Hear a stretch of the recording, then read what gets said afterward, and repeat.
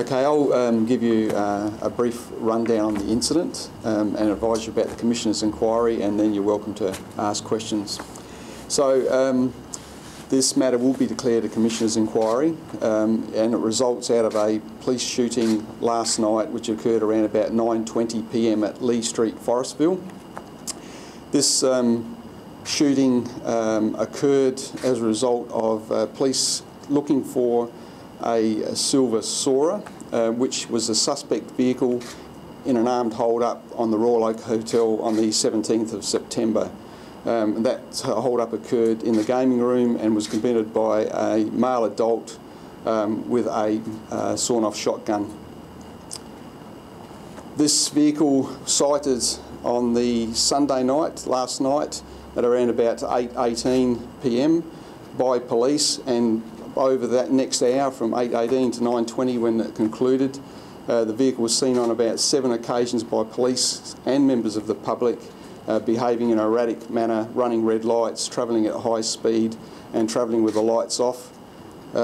Later in the evening, just before 9:20, the vehicle was actually road spiked, front tyres were damaged but continued on, and subsequently it was stopped in Lee Street, Forestville. At that time, Star Group officers were also involved in looking for the vehicle, along with Eastern Adelaide Local Service Area personnel. The vehicle was stopped by police and a collision occurred, police using their vehicle to stop this vehicle. The person then levelled a shotgun at police. He then decamped from the vehicle, where again he levelled the shotgun at police, with police asking him to drop the weapon. He jumped a 6-foot fence into a backyard in Lee Street, Forestville. Police entered through a side gate where they were confronted by a man with a shotgun, and 2 shots were fired by police. Subsequently, that person died at the scene. At this point, a Commissioner's inquiry has been agreed. The Commissioner's inquiry basically is a 3-phase process.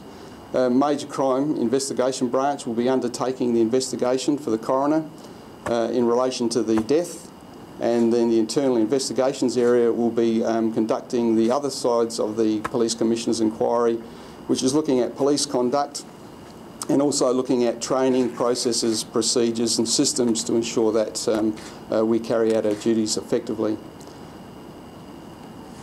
At this point, questions? Where was the car road spike? We're Theberton. So it's gone on two flats? We believe it's the front tyres have been road spiked, but it's still continued on. And on that Sunday night, where was it first sighted at 8? It was the Quetterville Terrace, Kent Town.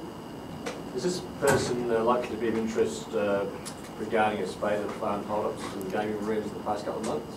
Yeah, he's a suspect for definitely the Royal Oak Hotel on the Friday night, but we think there's more than one group of people active in these hold-ups, but we are looking at the linkages with the other hold-ups. Was there anybody with him in this car or at all last night at any time? My understanding is that he was by himself at that time, between when police first sighted him on Quetterville Terrace until he was shot. You got a name for him? Pardon? Have you got a name? Yeah, and I'll be able to give you his name.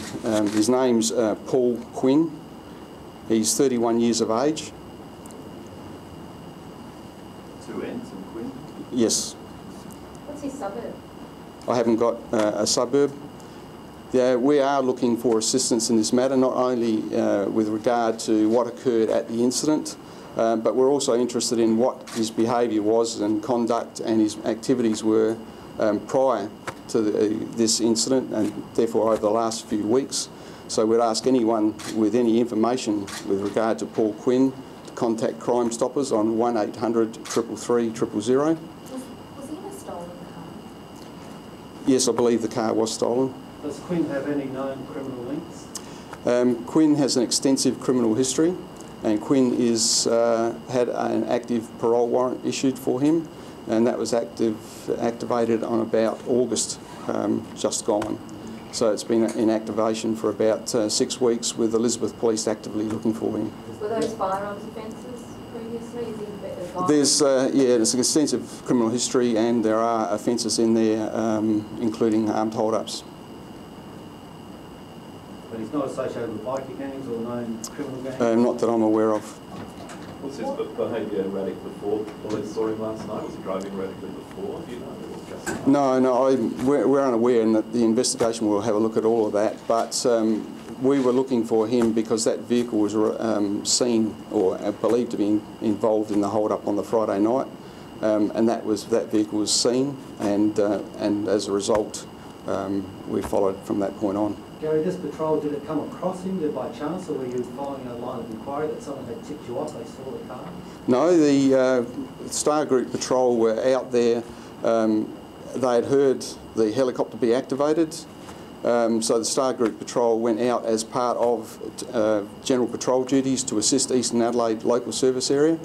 They were actively looking for this vehicle because of the hold-up that occurred on the Friday night, and because it hadn't been located, it may be active in doing other hold-ups. So it was no pre-planned operation other than looking for the vehicle. But you said the helicopter was scrambled, so to say, and is that because of a report? Yes, because you had the first report at 8:18, and then there were subsequent sightings. At the sighting at 8:18, there was no police pursuit because of the manner of driving. Standard patrol that saw him first. That's right, yes.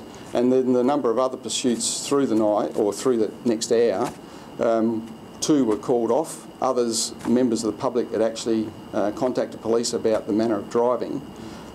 So they were all part of this operation looking for this car, which was working over that 1 hour. Do you know how many pursuits there were over that hour? Not in terms of pursuits. Sightings, there were at least 7 sightings, including up to the last sighting in Lee Street. Not all of those were pursuits? No, I think only about 2 may have been involved with a pursuit, and both were terminated.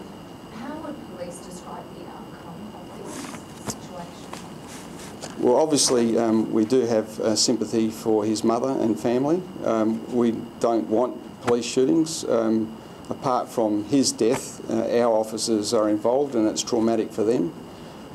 What I would say is that from the information I've been provided, the Star Group officers acted courageously and were dedicated.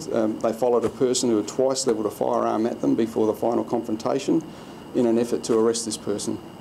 Was the gun loaded? I'm not aware of that. What about the family who lived at the house? How are they? I haven't got any information on that either, sorry. Just on that point, similar sort of question that I was going to jump in with there is obviously when these things happen for residents, wherever they may be, fairly traumatic for people involved to have someone in their backyard shot dead, etc. Yeah, of course. Once you get police activity like this, you've got, and in this case, you have a person who's armed. Anything like this would cause some trauma to residents. What I would like to do is reassure the residents that police were doing their duty, and they will continue to behave professionally in doing so. I realise that for the residents there would have been disruption to their lives last night because of the investigation and the cordons put in place. Those types of things actually have to happen to ensure that we get a thorough investigation and findings. You say 2 shots were fired. At any point did he fire any shots? It doesn't appear so. There were 2 shots fired from a pistol, which is the service pistol of the South Australia Police. By the same officer? 1 officer fired the shots. How's that person today? Does he get counselling and all the rest of it? Yes, we provided counselling. He received counselling last night. It obviously will go through the investigation side of things as well, but Assistant Commissioner Kilmeyer visited the person, or spoke to the person last night, and will visit again today, and I'll catch up that person sometime later this week or early next week. All of those people involved in these types of investigations, it is quite a trying time for them.